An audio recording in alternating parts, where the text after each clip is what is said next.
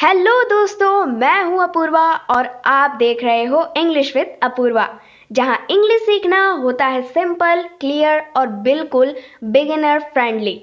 आज का टॉपिक है डिड, वॉज, वर, हैड। क्या एक्चुअली में फर्क है इन तीनों में? ये तीन वर्ड्स दिखने में सिंपल लगते हैं और हिंदी में तो इनका मतलब लगभग सेम ही निकलता है, था, थी, थे। लेकिन जब हम बोलते हैं तब इनका यूज अलग अलग सिचुएशंस में होता है और यहीं पे लोग कंफ्यूज हो जाते हैं। आप भी शायद कभी सोच रहे हो डिड यूज करूं या वॉज, हैड कब लगता है? सबका मतलब तो था ही होता है, फिर इतना कंफ्यूजन क्यों? तो आज मैं ये कंफ्यूजन एकदम सिंपल लैंग्वेज में क्लियर करने वाली हूँ, बिना किसी टफ ग्रामर के, सिर्फ रियल लाइफ एग्जाम्पल और इजी एक्सप्लेनेशन में। वीडियो के एंड तक जरूर देखना क्योंकि हर पॉइंट के बाद मैं एक एग्जाम्पल दूंगी, आपको हर सेंटेंस समझ आए, बस यही मेरा गोल है। चलिए सबसे पहले बात करते हैं डिड की। डिड का मतलब होता है किया था, यानी कि कोई काम जो पास्ट में हो चुका हो। इसका यूज हम तब करते हैं जब हम एक्शन के बारे में बात कर रहे होते हैं जो ऑलरेडी हो चुका है।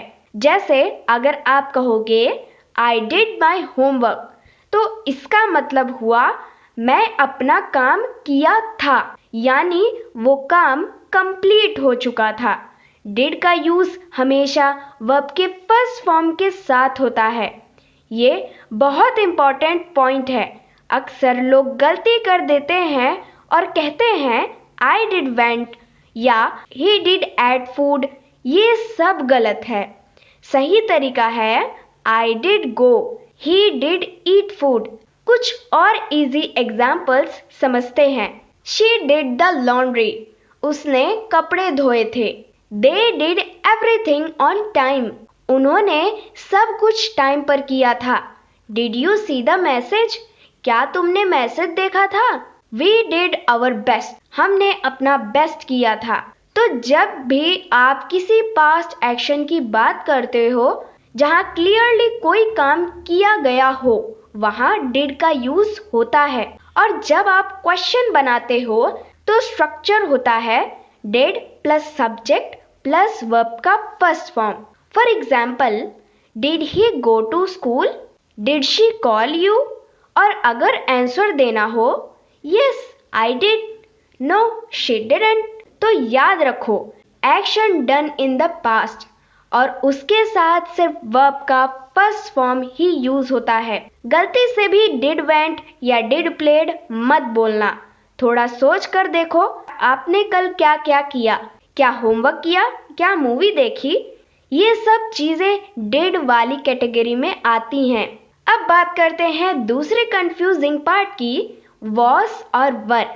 इन दोनों का यूज तब होता है जब हम किसी की हालत, जगह, फीलिंग या सिचुएशन के बारे में बात करते हैं। ये भी पास्ट के लिए वर्ड है, लेकिन इनका काम एक्शन दिखाना नहीं होता, बल्कि ये बताते हैं कि उस टाइम पे कोई पर्सन कहाँ था, क्या फील कर रहा था, क्या हो रहा था।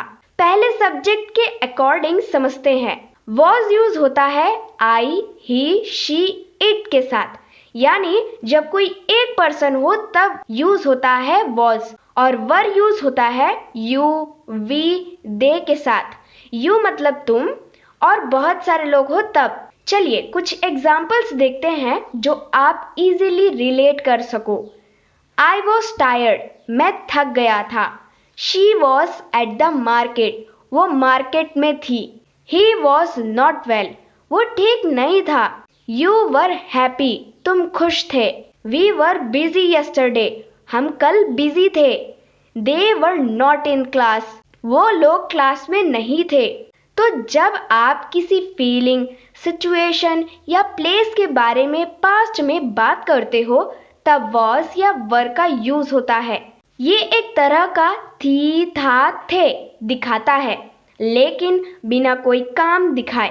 अब एक और फॉर्म है वॉज वर प्लस वर्ब का फोर्थ फॉर्म। ये बताता है कि कोई काम उस वक्त चल रहा था, मतलब वर्क इन प्रोग्रेस था। जैसे आई वॉज ईटिंग, मैं खा रहा था। दे वर प्लेइंग, वो खेल रहे थे।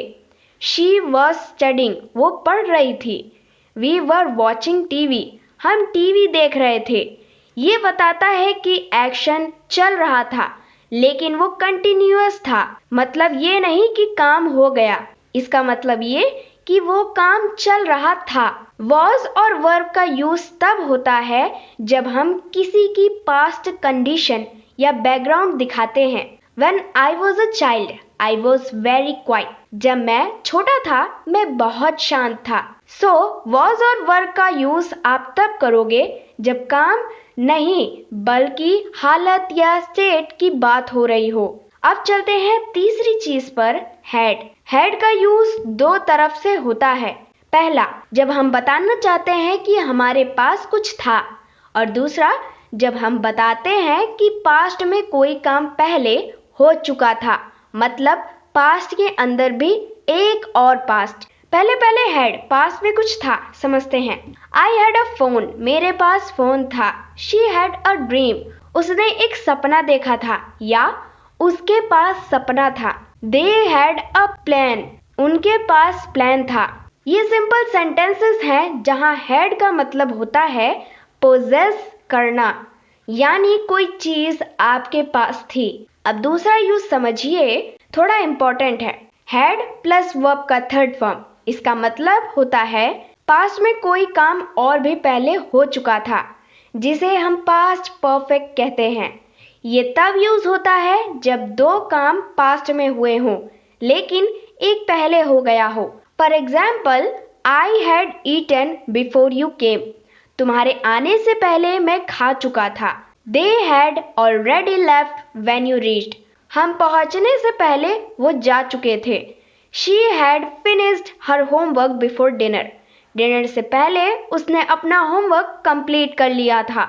तो यहाँ had eaten, had left, had finished सब थर्ड फॉर्म के साथ आया है, और ये बताता है कि वो काम और भी पहले हो चुका था। अक्सर लोग हैड को सिर्फ पोजेशन समझते हैं, लेकिन इसका सेकंड यूज पास्ट परफेक्ट बहुत जरूरी है समझना। डेली इंग्लिश कन्वर्सेशन में इसका यूज बहुत होता है। तो दोस्तों, आज हमने समझा कि डिड का यूज तब होता है जब आपने कोई काम किया हो, एक क्लियर एक्शन। वॉज वर्ब का यूज तब होता है जब कोई हालत, जगह या फीलिंग बताना हो या कोई काम चल रहा हो। हैड का यूज तब होता है जब कुछ चीज आपके पास थी या कोई काम पास्ट में और पहले हो चुका था। आपको अब ये तीन वर्ड्स क्लियरली समझ आ गए होंगे। मेरा सजेशन है, आप अपने डेली लाइफ के एग्जाम्पल्स लो और इन तीनों वर्ड्स को यूज करके सेंटेंस बनाओ। जैसे, कल तुमने क्या डिड किया, कल तुम कहाँ वेयर, तुम्हारे पास क्या हैड था कल। जितना ज्यादा सोचोगे और यूज करोगे, उतना कॉन्फिडेंस आएगा। अगर ये वीडियो हेल्पफुल लगा हो तो लाइक जरूर करो, कमेंट में अपना फेवरेट एग्जाम्पल लिखो और सब्सक्राइब करो इंग्लिश विद अपूर्वा को, क्योंकि यहाँ इंग्लिश सीखते हैं सिंपल और असली तरीके से। मिलते हैं नेक्स्ट वीडियो में एक नई टॉपिक के साथ। Till then keep learning, keep smiling. Bye दोस्तों।